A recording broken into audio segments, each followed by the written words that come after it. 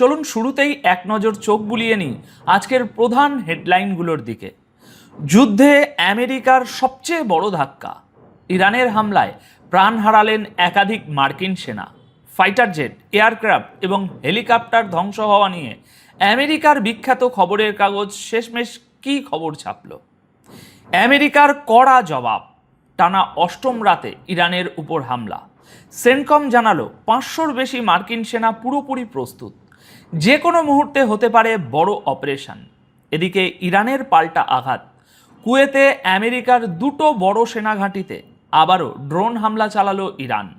ওদিকে কুয়েত আবারও ইরানের হামলার নিশানায়। ব্যালিস্টিক মিসাইল আর ড্রোন ধেয়ে আসার পর গোটা দেশে বেজে উঠল সাইরেন। এবং সবশেষে থাকছে আয়াতুল্লাহ মুস্তাফা খামেনি আমেরিকাকে যে সবচেয়ে লেটেস্ট এবং খতরনাক ওয়ার্নিং দিয়েছেন তার বিস্তারিত খবর। তাহলে চলুন এবার বিস্তারিত খবরে যাওয়া যাক। দর্শক বন্ধুরা, আমেরিকার বেশ কয়েকটি ফাইটার জেট, আকাশে তেল ভরার এয়ারক্রাফট, হেলিকপ্টার আর ড্রোন ধ্বংস হয়ে গেছে এবং বেশ কয়েকজন মার্কিন সেনা মারাও গেছেন। এই দাবিগুলো যদি সত্যিই প্রমাণিত হয় তাহলে বর্তমান যুদ্ধে একদিনের মধ্যে আমেরিকার এটা সবচেয়ে বড় সামরিক ক্ষতি হিসাবে ধরা হবে। সবচেয়ে বড় কথা হলো, এই দাবি কোনো সাধারণ সোশ্যাল মিডিয়া অ্যাকাউন্টের নয়।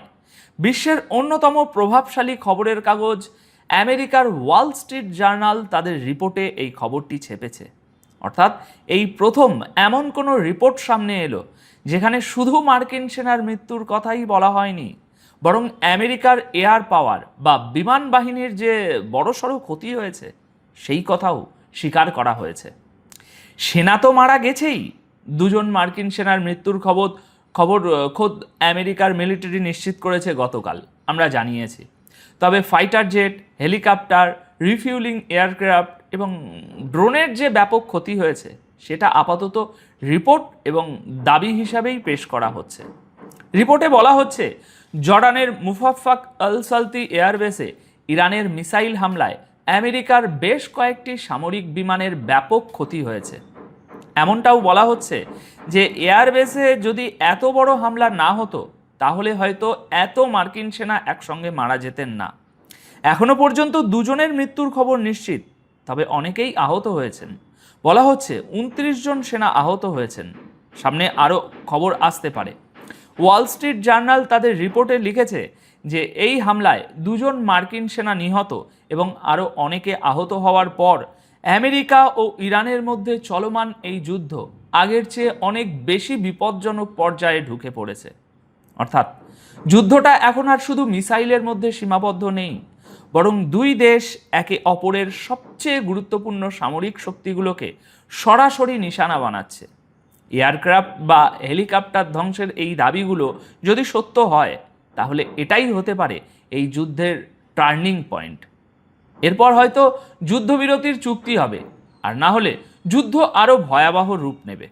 আর যদি হার মানতে হয় তবে তাদের তরফ থেকেই হবে, যারা আগের বার ঘোষণা করেছিল। না, চলো কথা বলি। এবার আসি পরবর্তী গুরুত্বপূর্ণ খবরে। গতকাল 19শে জুলাই যুক্তরাষ্ট্র আবারও ইরানের বিভিন্ন এলাকায় একাধিক সামরিক হামলা চালিয়েছে।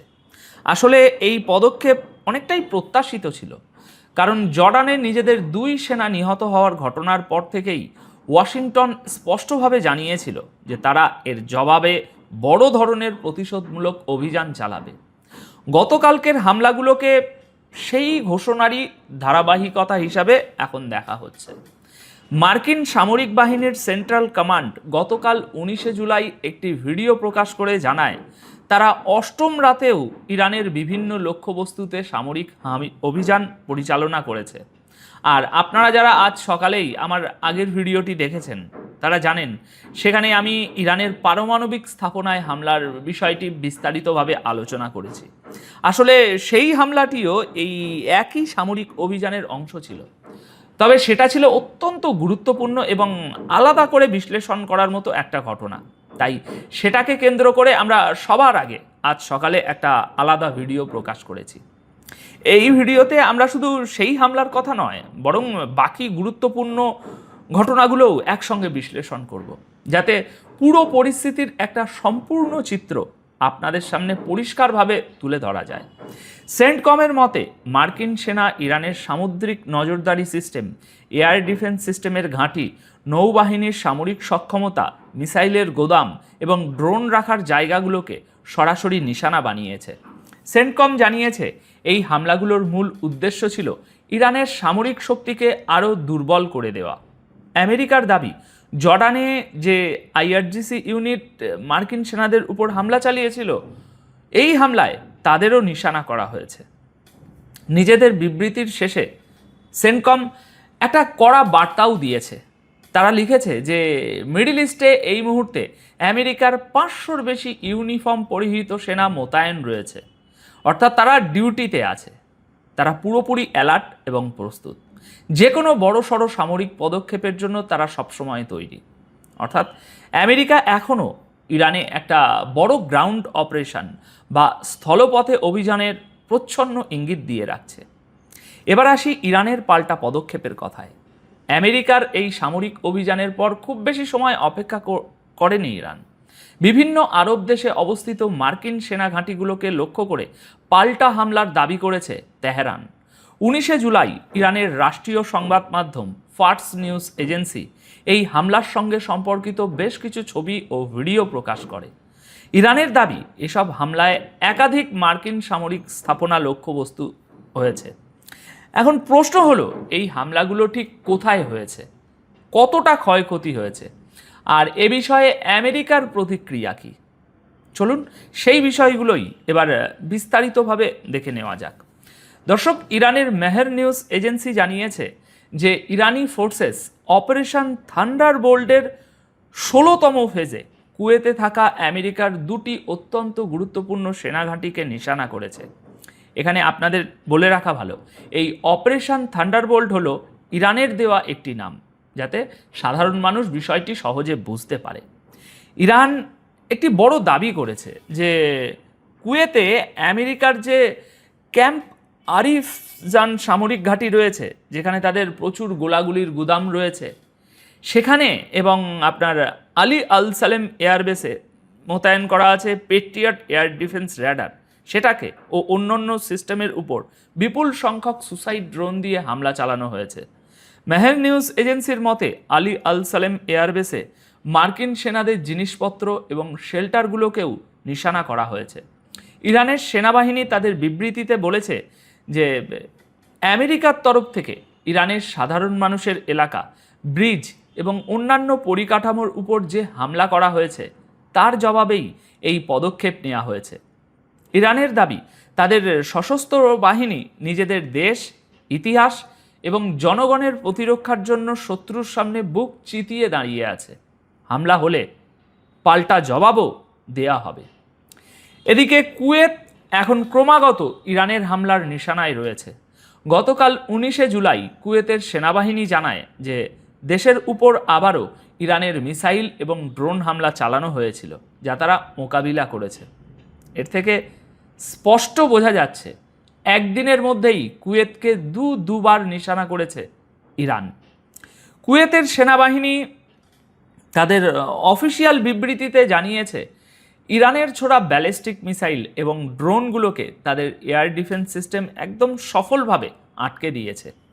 সেনাবাহিনী ইরানের এই হামলাকে অপরাধমূলক কাজ হিসাবে আখ্যায়িত করেছে। অন্যদিকে কুয়েতের সরকারি নিউজ এজেন্সি কুনা জানিয়েছে হামলার সময় সাধারণ মানুষকে সতর্ক করার জন্য গোটা দেশে সাইরেন বাজানো হয়েছিল। দর্শক বন্ধুরা, কুয়েত, বাহরাইন, কাতার এরা প্রায় প্রতিদিনই এখন হামলার শিকার হচ্ছে। কিন্তু আশ্চর্যের বিষয় হলো, গত ফেব্রুয়ারি থেকে আজ পর্যন্ত এরা ইরানের উপর একটিবারও পাল্টা হামলা করেনি। কখনো কখনো মনে হয় এরা ভেতরে ভেতরে হয়তো এক হয়ে গেছে। এরাও হয়তো চাইছে যে আমেরিকা এই অঞ্চল থেকে বিদায় নিক। যাই হোক, এবার অন্য খবরে আসি। যুদ্ধের এই সময়ে সারা বিশ্বে নিজেদের খারাপ হতে থাকা ইমেজ বাঁচানোর জন্য ইসরায়েল এখন জলের মতো কোটি কোটি ডলার ওড়াচ্ছে। আমেরিকার ওয়াল স্ট্রিট জার্নাল গতকাল 19শে জুলাই দাবি করেছে যে ইসরায়েল আমেরিকার ভিতরে নিজেদের ভাবমূর্তি উজ্জ্বল করার জন্য প্রায় $5 কোটি একটি বিশাল ইনফ্লুয়েন্স ক্যাম্পেন বা প্রচার অভিযান চালাচ্ছে। রিপোর্টে বলা হয়েছে আমেরিকার লাখ লাখ মানুষের মোবাইলে এআই দিয়ে তৈরি করা মেসেজ পাঠানো হচ্ছে। এই মেসেজগুলো এমা, সাহার, জন এরকম খুব সাধারণ আমেরিকানদের নামে আসছে। মেসেজগুলোতে ফ্রেন্ড ফর পিস বা পার্টনার্স ফর পিসের মতো সংগঠনের নাম ব্যবহার করা হচ্ছে, যাতে সাধারণ মানুষের মনে হয় এগুলো কোনো সাধারণ আমেরিকানদের পাঠানো মেসেজ। ওয়াল স্ট্রিট জার্নালের মতে এই মেসেজগুলোর মূল উদ্দেশ্য হলো ইসরায়েলকে আমেরিকার সবচেয়ে ভরসাযোগ্য এবং গুরুত্বপূর্ণ বন্ধু হিসাবে প্রমাণ করা, পাশাপাশি ইসরায়েলের পক্ষে লেখা আর্টিকেল বা ভিডিওগুলো মানুষের কাছে পৌঁছে দেওয়া। রিপোর্টে বলা হয়েছে এই পুরো প্রচার অভিযানটি চালাচ্ছে ক্লক টাওয়ার এক্স নামের একটি কোম্পানি, যার নেতৃত্বে রয়েছেন ব্র্যাড পার্সকেল। হ্যাঁ, এই ব্র্যাডই হলেন সেই ব্যক্তি যিনি 2016 সালে ডোনাল্ড ট্রাম্পের সফল নির্বাচনী প্রচারের ডিজিটাল সিস্টেম সামলাচ্ছিলেন। 2020 সালের ক্যাম্পেনেও তিনি গুরুত্বপূর্ণ ভূমিকা পালন করেছিলেন। রাজনৈতিক বিশ্লেষকরা এই প্রচারণাকে আমেরিকার ভিতরের বদলাতে থাকা জনমতের সাথেও যুক্ত করে দেখছেন এখন। গাজার যুদ্ধ, তারপর লেবানন, সিরিয়া এবং ইরান পর্যন্ত ছড়িয়ে পড়া এই সামরিক সংঘাতের পর আমেরিকার ভিতরের একটা বড় অংশ এখন প্রশ্ন তুলছে যে এই যুদ্ধগুলোতে আমেরিকার রাজনৈতিক এবং সামরিক সমর্থনের জন্য ঠিক কী মূল্য চোকাতে হচ্ছে। সাধারণ ট্যাক্সদাতাদের টাকা কোথায় খরচ হচ্ছে? এগুলো কি ইসরায়েলের কথায় খরচ করা হচ্ছে? এমতো পরিস্থিতিতে এখন আমেরিকার সাধারণ মানুষের সমর্থন ধরে রাখা ইসরায়েলের জন্য সবচেয়ে বেশি জরুরি হয়ে পড়েছে, কারণ জনগণের চাপ বাড়লে আমেরিকার রাজনীতিতেও তার প্রভাব পড়তে বাধ্য। গাজায় 75,000-এর বেশি ফিলিস্তিনিকে হত্যার অভিযোগের মুখে দাঁড়িয়ে বেঞ্জামিন নেতানিয়াহু এখন তার সরকারের ভাবমূর্তি বাঁচাতে জলের মতো কোটি কোটি ডলার খরচ করছেন। কিন্তু প্রশ্ন তো একটাই, কোটি কোটি ডলার দিয়ে কি রক্তের দাগ ধুয়ে ফেলা যায়? যে বাচ্চারা অনাথ হয়েছে তারা কি তাদের বাবা মাকে ফিরে পাবে? বাবা মায়েরা কি তাদের মৃত সন্তানদের আবার জীবিত দেখতে পাবে কখনো? এবার শুনুন ইরানের সুপ্রিম লিডার মোস্তাফা খামেনির একটি বিস্তারিত বিবৃতি। এটা শুধু একটা বিবৃতি নয়, এটা একটা চরম সতর্কতা। ইরানের সুপ্রিম লিডার মোস্তাফা খামেনি আমেরিকার জন্য একটি অত্যন্ত কড়া এবং বিপজ্জনক বার্তা দিয়েছেন। তিনি বলেছেন যে আমেরিকাকে এবার এমন শিক্ষা দেওয়া হবে যে তারা কোনোদিনও ভুলতে পারবে না।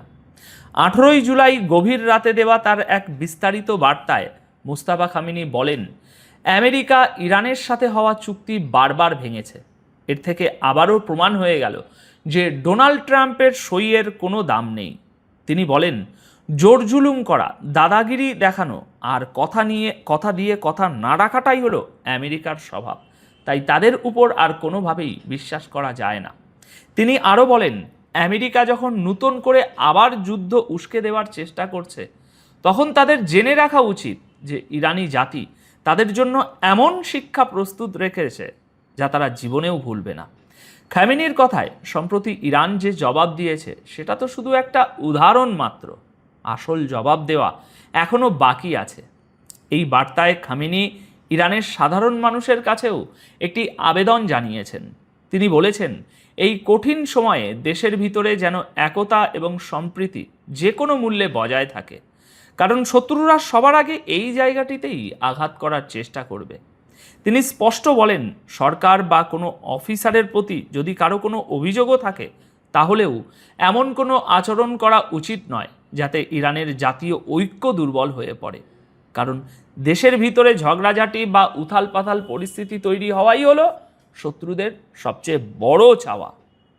সবশেষে খামেনি বলেন, ইরানের জনগণ নিজেদের দেশ, স্বাধীনতা এবং আত্মসম্মান রক্ষার জন্য আগের মতোই ময়দানে শক্ত হয়ে দাঁড়িয়ে থাকবে, আর আমেরিকাকে তাদের প্রতিটি পদক্ষেপের জন্য চরম মূল্য চোকাতে হবে। তো দর্শক বন্ধুরা, আপাতত এই প্রতিবেদন তাহলে এ পর্যন্তই।